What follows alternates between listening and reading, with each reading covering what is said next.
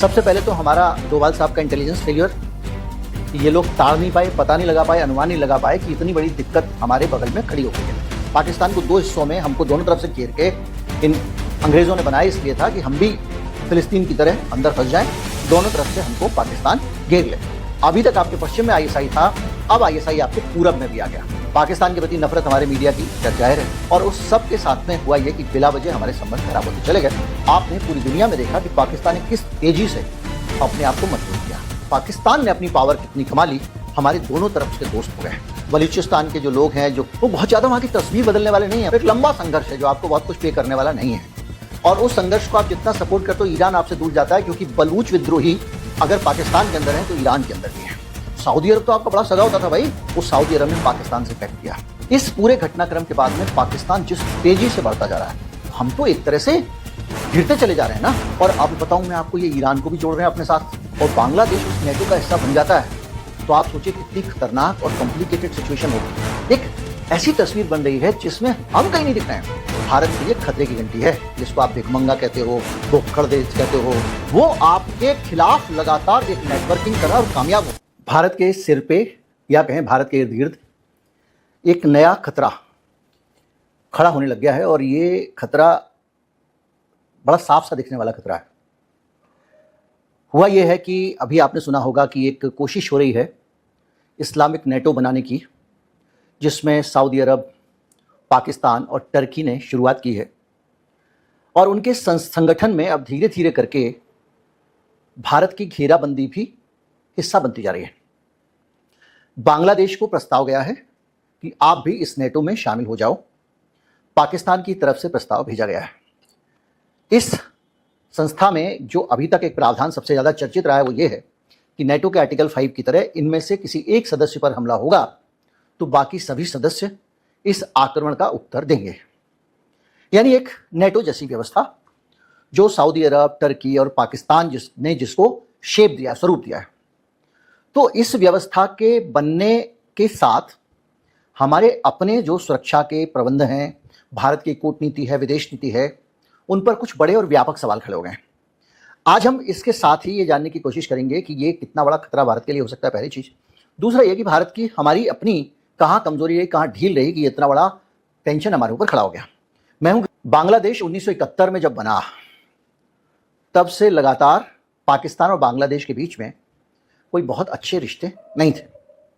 दोनों के बीच में कोई कॉपरेशन नहीं था, और बांग्लादेश का ज़्यादातर झुकाव भारत की ओर रहता था, और भारत की ओर झुकाव रहने के कारण वो चीन से भी एक अपनी दूरी बना के रखता था, और वो भारत पे विश्वास करता था, और उसको लगता था कि भारत के साथ रह के हम सुखी हैं, खुश हैं, और हमको अब ज़्यादा किसी के साथ में रायते में ज़रूरत नहीं है। ये सिलसिला चला आ रहा था। इस बीच में बांग्लादेश के अंदर शेख हसीना की कुर्सी के खिलाफ एक माहौल बनने लगता है। एक स्टूडेंट्स का एक मूवमेंट खड़ा होता है, वो शेख हसीना के खिलाफ बगावत करता है।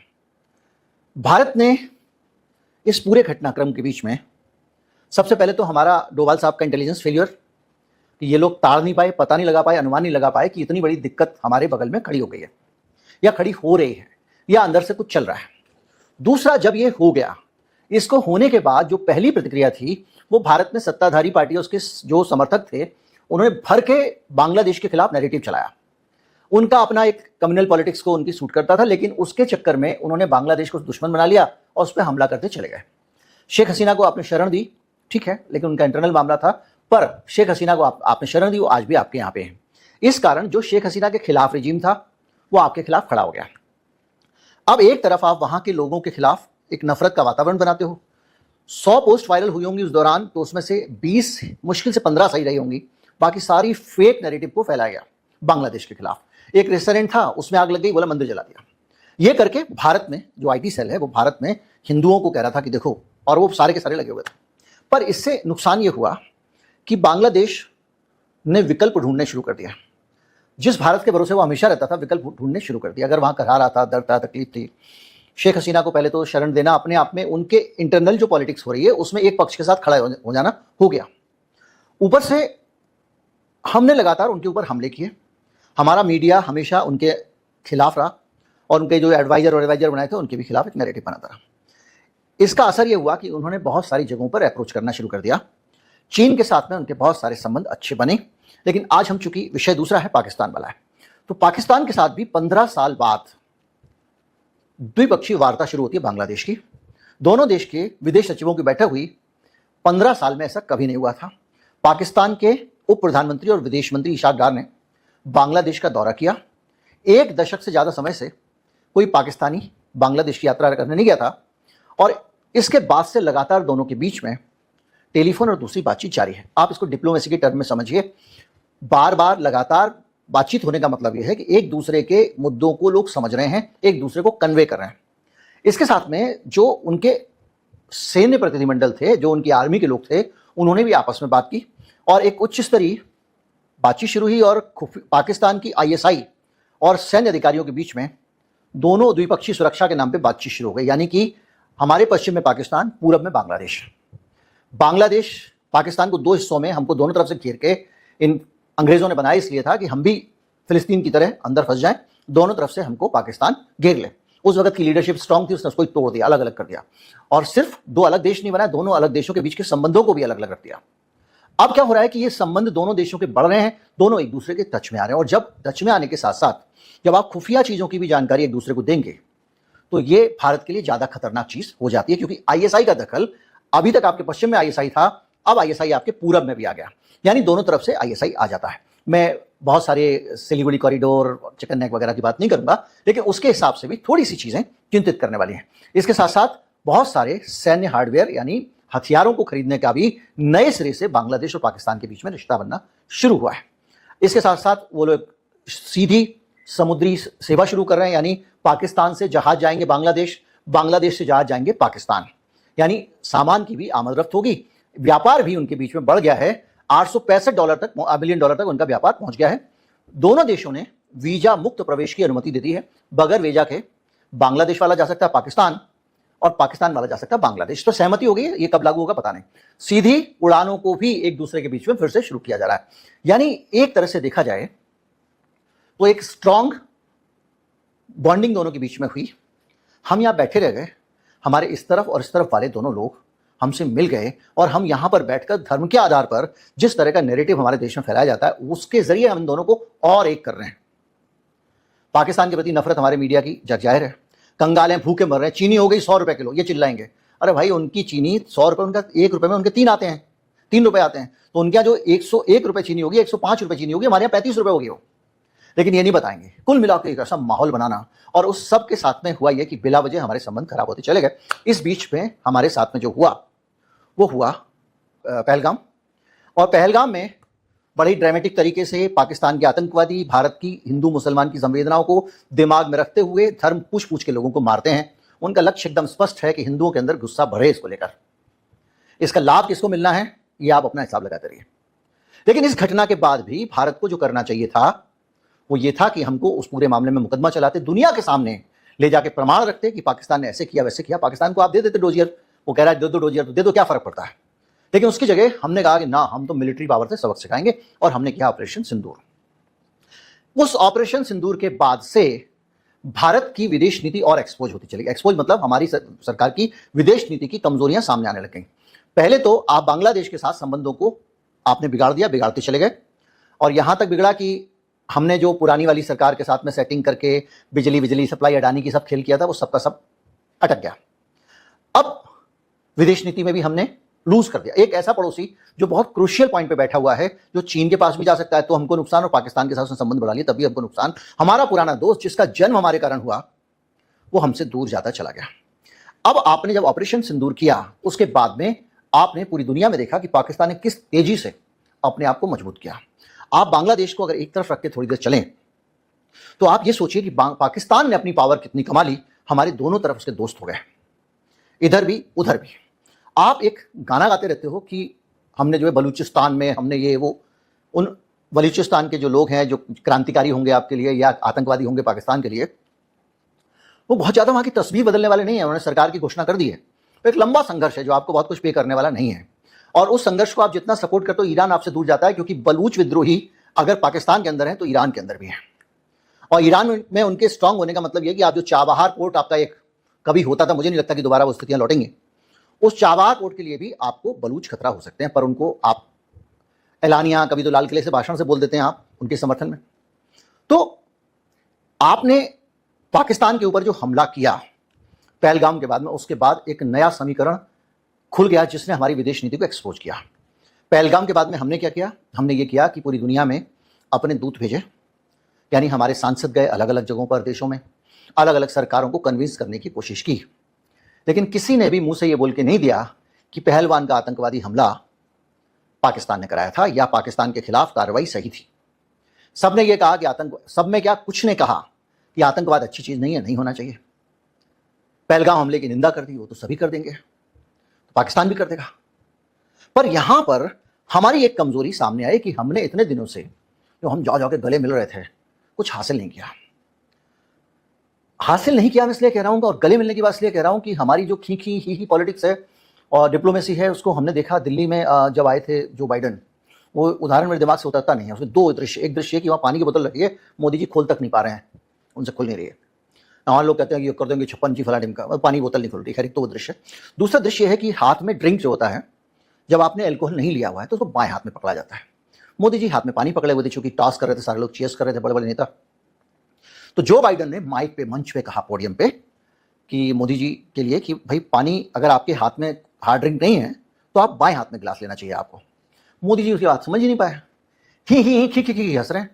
डोनाल्ड ट्रंप ने कहा कि माफ कीजिए, बाइडन ने कहा you are kidding, I am not. मतलब वो बुरा मान गया। उसने कहा कि आप मजाक कर रहे होंगे, मैं मजाक नहीं कर रहा हूं। उनको लगा कि ये हंस रहा है, उनको ये पता नहीं था कि उनको समझ में नहीं आ रहा हंस रहे हैं। बहरहाल ये इस तरह की जो ही जाते गले पड़ जाने वाली पॉलिटिक्स है। सऊदी अरब तो आपका बड़ा सगा होता था भाई। सऊदी अरब तो वहां के आ रहे हैं शेख, यहां जा रहे हैं और उनके घर में घुस के मिल रहे हैं, मस्जिदों में जा रहे हैं मोदी जी। उस सऊदी अरब ने क्या किया? उस सऊदी अरब ने पाकिस्तान से पैक्ट किया। इस पूरे घटनाक्रम के बाद में पाकिस्तान जिस तेजी से बढ़ता जा रहा है, सऊदी अरब से उसका पैक्ट हो गया, टर्की से पैक्ट हो गया, और इस दौरान भी, ऑपरेशन सिंदूर के दौरान भी, हम सब जानते हैं कि चीन की तरफ से भरपूर मदद पाकिस्तान को मिली। उसको सर्विलांस मिली और उसने चीनी हथियारों से लड़ा। ये किसी छिपा नहीं है दुनिया भर में। टर्की से ड्रोन आए, और टर्की एक नेटो का मेंबर है, वहां से भी हथियार आए, और लगातार ये लोग एक दूसरे के नजदीक जाते जा रहे हैं। हम लोग की डिप्लोमेसी को क्या हुआ है? क्या हमारे संबंध पूरी दुनिया से इस हद तक कमजोर हो चुके हैं कि वो लोग आपस में हमारे खिलाफ नेक्सस बना रहे हैं? चीन का दोस्त पाकिस्तान, चीन की दोस्ती, पाकिस्तान बांग्लादेश की दोस्ती, तो हम तो एक तरह से गिरते चले जा रहे हैं ना। हमने जिस चीन के साथ झूला झूला, जिस चीन के साथ में जाके हमारे मोदी ने स्टाइल से उनकी मिट्टी की मूर्ति पर काला चश्मा लगा के फोटो खिंचाए, इतनी पुरानी दोस्ती चीन के लिए। तो भारत, मैं आपको वीडियो बना चुका हूं कि किस तरह से हमारे यहाँ पे जब भी बीजेपी आरएसएस की सरकार आती है, इनका रवैया एकदम चीन समर्थक हो जाता है। 62 की लड़ाई के बाद नेहरू जी ने चीन से संबंध तोड़ लिए थे, अटल जी आए, चालू हो गए। अटल जी दोबारा प्रधानमंत्री बने और प्रगाढ़ हो गए, पॉइंट पर्सन बना दिया गया। दोनों तरफ से हायर लेवल पर बातचीत हो रही है। यहाँ के जो आरएसएस के लोग हैं वो चीनी कम्युनिस्ट पार्टी के पास जाते हैं, उनके प्रशिक्षण सत्र लेते हैं। वहां के लोग आरएसएस के दफ्तर में आते हैं। उस चीन ने पाकिस्तान का साथ दे दिया, उस चीन के पाकिस्तान के साथ चले जाने को देखा हमने। और हमने ये भी देखा कि उसी युद्ध के दौरान डोनाल्ड ट्रंप ने एकदम साफ घोषणा कर दी कि मैंने भारत पाकिस्तान के बीच में राजीनामा करा दिया है। 1 घंटे बाद सरकार का बयान आ गया कि हाँ जी, हमारे यहाँ हमारी बातचीत हुई है और मामला वापस हो गया है। उसके बाद से डोनाल्ड ट्रंप बार बार कह रहा है मैंने कराया। भारत सरकार स्वीकार नहीं कर पा रही, क्योंकि स्वीकार करने के पीछे मैं आप जिनको जानकारी नहीं उनको बता दूं, भारत पाकिस्तान के बीच शिमला समझौता है। शिमला समझौते के मुताबिक दोनों देश आपस के मामले बातचीत से सुलझाएंगे, तीसरे पक्ष को हस्तक्षेप नहीं करने देंगे। डोनाल्ड ट्रंप के हस्तक्षेप से अगर ये बातचीत हुई है तो इसका मतलब ये है, जिस दिन आप स्वीकार कर लेंगे, आप ये मान लेंगे कि शिमला समझौता टूट चुका है। उसके बाद पाकिस्तान, जो पहले ही वो संयुक्त राष्ट्र में जाना चाहता है, यहां जाना चाहता है, वहां जाना चाहता है, इंदिरा गांधी ने जिस पर ब्रेक लगा दिया था, ताला लगा दिया था शिमला समझौते से, उसको खुली छूट मिल जाएगी। तो इतनी सारी चीजें आप एक साथ देख रहे हैं, और इन चीजों को जब आप देखते हैं कि आपका जिसके साथ में आपने सबसे ज्यादा ही किया, वो सऊदी अरब आपके खिलाफ खड़ा हुआ है। और अभी टर्की ने बार बार उसके मिलिट्री जहाज आ रहे हैं, पता नहीं क्या लेके पाकिस्तान में, ये खबर आई है। 10-11 जहाज आए हैं, भर भर के सामान ला रहे हैं टर्की में। सऊदी अरब के यहाँ पे बहुत सारा पैसा है। और अब बताऊं मैं आपको, ये ईरान को भी जोड़ रहे हैं अपने साथ, और ये बांग्लादेश को जोड़ने का प्रस्ताव दे चुके हैं। बांग्लादेश ने यह कहा है कि भाई अभी हम ये देखेंगे कि ऐसा तो नहीं कि हमारी जो स्वतंत्र नीतियां उस पर इसका असर पड़ रहा है, हमारी अपनी एक जो स्वतंत्र कोई एक देश की संप्रभु नीति होती है उसको ध्यान में रखने के बाद हम आपको ज्वाइन करेंगे। ऐसा ना हो कि हमारे देश की जो विदेश नीति है उस पर आपकी धौंस चलने लगे। लेकिन फिर भी बांग्लादेश की जो निकटता है वो तो पाकिस्तान के साथ बड़ी ही है ना। अब इसको अगर आप और दूसरी तरफ लेके जाएं तो ईरान के मामले में ईरान ने जो आपत्ति रखी है या ईरान ने जो उसमें शर्त रखी है वो और भी रोचक है। ईरान कह रहा है कि तुम 3 लोगों ने एक मक्का एग्रीमेंट जो भी कहा उसको कर लिया और सबको कहने लगे आ जाओ जुड़ जाओ ना, हम जुड़ेंगे तो संस्थापक सदस्यों में जुड़ेंगे। संस्थापक सदस्यों में जुड़ने का मतलब यह है कि इस संगठन का जो संविधान होगा उसको बनाने में भी भूमिका ईरान की होनी चाहिए। मतलब ईरान जुड़ने को तैयार है लेकिन शर्तों के साथ में। डोनाल्ड ट्रंप आपका सबसे सगा दोस्त होता था, जिसके लिए आपने वोट मांगे, इलाज, जिसका प्रचार किया, सब कुछ किया। उस डोनाल्ड ट्रंप ने मुनीर को बुलाया, लंच पे बिठा के खाना खिलाया, सब कुछ किया। और उसी डोनाल्ड ट्रंप से जब हम मिलने जाते हैं तो अपने कर्मचारी को बाहर लेने भेजता है, भारत जैसे देश के प्रधानमंत्री को। बाकी सबको लेने खुद बाहर आता है। उस डोनाल्ड ट्रंप पे कभी हमारे ऊपर सैंक्शन लगाए, कभी कुछ लगाया, अंड बंड संड जितना चाहता था हमारे खिलाफ बयान दिए, हमको धमकाया तक कोविड के समय में। तो वो जो हमारा दोस्त था डोनाल्ड ट्रंप, वो पाकिस्तान के साथ क्या कर रहा है? पाकिस्तान के साथ में उसका प्यार मोहब्बत चल रहा है। वहां पे कह रहा है मैं तेल निकालूंगा, वहां पे कह रहा है मैं सोना निकालूंगा, और क्रिप्टो से उसको बहुत प्यार है। उसने क्रिप्टो मिंटिंग का काम शुरू कर दिया पाकिस्तान में, और वहां पर इन्वेस्ट कर रहे हैं। वहां पे पाकिस्तान में अमेरिका इन्वेस्ट कर रहा है उनका सोना निकालने के लिए, उनके सोने की खदानें निकली है पाकिस्तान में। और चाइना के साथ में पाकिस्तान का आप देख लीजिए, चाइना पाकिस्तान इकोनॉमिक कॉरिडोर बना ही हुआ है, रक्षा सहयोग चल ही रहा है, दुनिया भर की कंपनियां वहां बैठी हुई हैं। श्रीलंका में भी, श्रीलंका के नीचे वाले हिस्से पे एक शहर पूरा चीन को मिल चुका है जिसका नाम हम्बनटोटा है, कई बार जिक्र आया होगा। वहां से बैठ के वो ठस्से से भारत की निगरानी करता है। हमारे जितने सैटेलाइट में उपग्रह जाते हैं उन सब पे वहां से नजर रखता है। बीच में तो उसने अपना एक टोही, जिसको जहाज कहते हैं, जासूसी जहाज भी लाके खड़ा कर दिया था। फिर हमने विरोध किया तो उसने ले जाके मालदीव के पास खड़ा कर दिया। मालदीव के साथ भी हमने संबंध कैसे खराब कर लिए थे, याद कीजिए। और बाद में भारत के खिलाफ अभियान चला और भारत की सेना वहां पर रहती थी, उसको वापस आना पड़ा। तो वो भी हमारा देखा जाए तो समुद्र के पार का पड़ोसी है। तो एक पूरी जो स्थिति बन रही है वो ये बन रही है कि हमने लगातार, भारत ने लगातार बहुत ज्यादा जो हमारा एज था, जो बहुत ज्यादा डिप्लोमेसी में हमारी एक बेहतर स्थिति थी, जिसको हम कहते हैं सुपर पावर। ऐसी थोड़ी हम छोटी मोटी सुपर पावर अपने आप को मानते थे, रीजनल पावर। हम ऐसी रीजनल पावर बने कि हमारे यहां पर युद्धाभ्यास करने वाले जहाज को हमारी समुद्री सीमा के पास उड़ा दिया ईरान के। हिंद महासागर के रखवाले माने जाते हैं हम, और हमारे पास हो गया। तो कुल मिला के अब जब सिचुएशन आ रही है और बांग्लादेश में भी पाकिस्तान घुस रहा है और बांग्लादेश उस नेटो का हिस्सा बन जाता है, तो आप सोचिए कितनी खतरनाक और कॉम्प्लिकेटेड सिचुएशन होगी। जहाज आ रहे हैं, विमान आ रहे हैं, उधर चीन के साथ समझौता हो गया है, चीन उसके कुछ इलाकों को डेवलप कर रहा है। एक ऐसी तस्वीर बन रही है जिसमें हम कहीं नहीं दिख रहे हैं।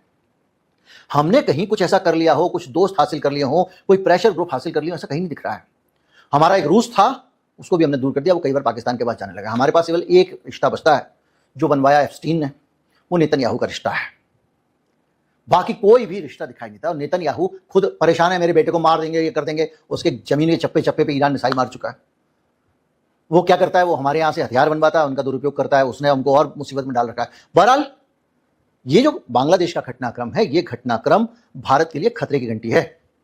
अगर बांग्लादेश भी उनके साथ शामिल हो जाता है, मक्का अकॉर्ड वालों के साथ में, और ईरान भी हो जाता है, जैसे कि सुबुगाड़ चल रही है। और आप सोचिए इस पूरी के बीच में, जिसको आप भिखमंगा कहते हो, भुक्खड़ देश कहते हो, बेकार कहते हो, सैनिक तानाशाही, जो भी कहना है, वो आपके खिलाफ लगातार एक नेटवर्किंग कर रहा है और कामयाब हो रहा है। टर्की को जोड़ लिया अपने साथ, चीन को जोड़ा उसने अपने साथ, सऊदी अरब को जोड़ा उसने अपने साथ, ईरान को जोड़ रहा है अपने साथ में। क्योंकि ईरान की बातचीत में अगर वो मध्यस्थ है तो ये उसकी बड़ी भूमिका है। बांग्लादेश को जोड़ चुका है। यानी वो एक ऐसा देश जिसकी अर्थव्यवस्था खराब है, सब कुछ खराब है, जिसको आप कहते हो हमने मटिया मेट कर दिया, हमारे चैनल कहते हैं उसके कराची में कब्जा कर लिया, ये कर लिया, वो कर लिया। वो देश लगातार अपनी स्थिति मजबूत कर रहा है, भारत की धीरे धीरे धीरे करके घेराबंदी कर रहा है।